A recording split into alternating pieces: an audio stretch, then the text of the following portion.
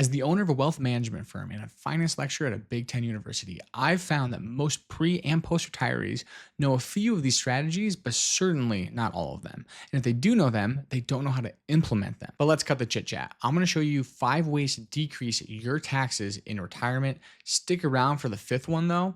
It's really simple, but in my opinion, it can have a very profound impact on your wealth over time. The first one, QCDs, otherwise known as qualified charitable distributions. The QCD is a strategy where you take money straight from your tax deferred retirement account, like a traditional IRA, money you haven't paid taxes on, and you donate that money directly from the IRA to the charity. And the max that you can do in 2025 is $108,000 per person. So you might be wondering, well, why should I even do this in the first place? Well, these distributions can take place in lieu of your RMD, or required minimum distribution. And depending on your age, the RMD is either happening now or will happen when you turn 73, at which point you are required to take out a certain portion of your tax deferred accounts every year. Remember, you haven't paid taxes on this money yet. Uncle Sam still needs to fill his coffers, so this is when you pay the taxes through the RMDs. When you perform the QCD in lieu of your RMD, you do miss out on the charitable deduction, but because it replaces the RMD, you aren't paying tax on that amount of money that you withdrew like you normally would with the RMD. This almost always means you come out ahead from a tax standpoint, especially since the standard deduction has gotten so high. The second strategy is through something called asset location. This is not asset allocation, which is how much of your total investments are in stocks or bonds, but where those stocks and bonds are located. Generally speaking, you have three types of accounts. You have taxable accounts. They might be called taxable brokerage accounts. With my students, I call these the flexible investment account because you can put as much money in and you can take as much money out as you want, but you don't have any cool retirement benefits. There's other cool tax benefits, but no retirement benefits. You have tax deferred accounts. These are your traditional 401ks, traditional IRAs, money that you put in, got a tax deduction for, but when you take it out, then you'll have a tax. Then you have tax exempt accounts like a Roth 401k, Roth IRA. You've already paid tax on this money and it's growing tax free. And when you pull the money out, no taxes. Because different types of investments grow at different paces and are taxed at different rates, you can decrease your taxes by keeping certain investments in certain accounts, all while maintaining your same overall asset allocation. We'll start with the Roth account. So which ones would you want in this? And the Roth account is typically, in most of my projections, the last touched account in a good retirement plan. So therefore, we would want to have in this type of account those investments that are looking to have the highest level of growth, which would be stocks versus bonds. Stocks grow more than bonds do, but are more risky. Over time, though, I don't think it's terribly risky. If, let's say, there are bonds that still make sense to have in the Roth, you would want those with the highest yield given your risk tolerance, since you won't be paying taxes on that growth. In this situation, I would say having things like corporate bonds instead of municipal bonds, because municipal bond income is not subject to federal taxes, but they offer a lower yield as a result. And if you're already not paying taxes, don't have the municipal bonds, maybe have a same risk corporate bond in that account. And we'll talk about your traditional IRA accounts. Because these monies are often taken before Roth accounts, you would likely have more bonds in this account than stocks. It's fine to have stocks here, but your Roth account is where you'll want a higher allocation given your plan. Similar to a Roth, you wouldn't want to have any municipal bonds in here because you're not going to be paying taxes on the income while within the account. So you're essentially foregoing yield for a tax benefit you'll never receive, and that just doesn't make any sense. And lastly, the taxable brokerage account, which again I call the flex investment account. It provides the most flexibility, but it is subject to ongoing taxes since it can't defer taxes like a traditional IRA can.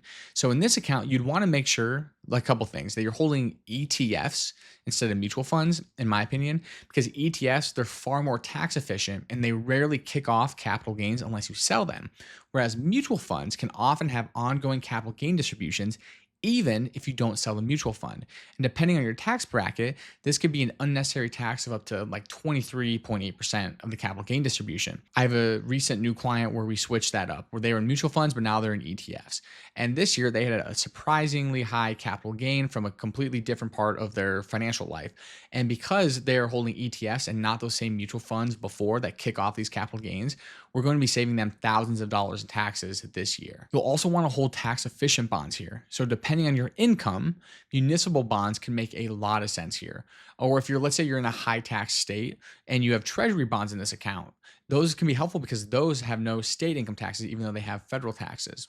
which is pretty cool. The third strategy is something called tax loss harvesting. This is the process of selling assets at a loss, then buying back something very similar immediately. Because the funds in your taxable account, the flexible account I talked about earlier, will fluctuate in value.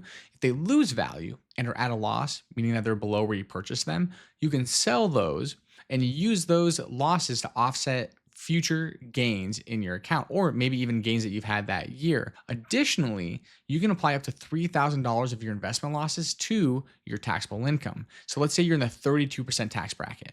This would equate to $960 not going to Uncle Sam. Research would estimate that tax loss harvesting can improve after tax returns by up to 1% annually over time. This is no joke. This really adds up. Let's assume that you have a 2% inflation rate. $1 million over 30 years at 7% is $4.2 million.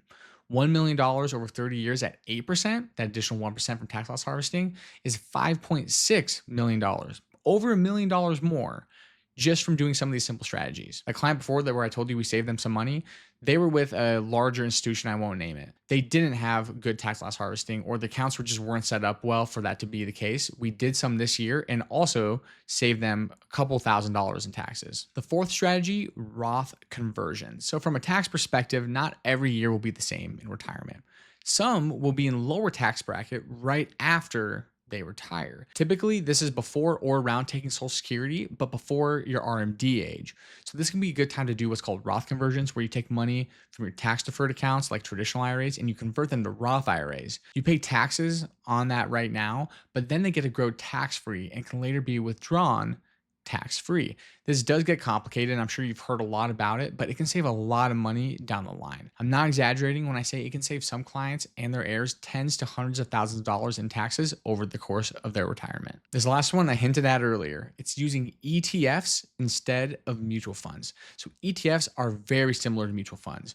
You buy a basket of stocks like a mutual fund, except the ETF, exchange traded fund, trades throughout the day, whereas the mutual fund is only traded at the end of the day. But that's not the important thing. The important thing is their tax efficiency. Because of how they're designed, mutual funds may cause you to have some capital gains in a given year, even if you don't sell that mutual fund. ETFs almost never have this due to the design of the investment vehicle. Actively managed funds typically have way more of these capital gains, but even those who are tracking the exact same index. Let's say you have a mutual fund and ETF both tracking the S&P 500. The ETF is typically about 0.2% better from a tax efficiency standpoint than the mutual fund. Again, although small, over time this really adds up. Assuming a 2% inflation rate, 1 million over 30 years at 8% is 5.6 million.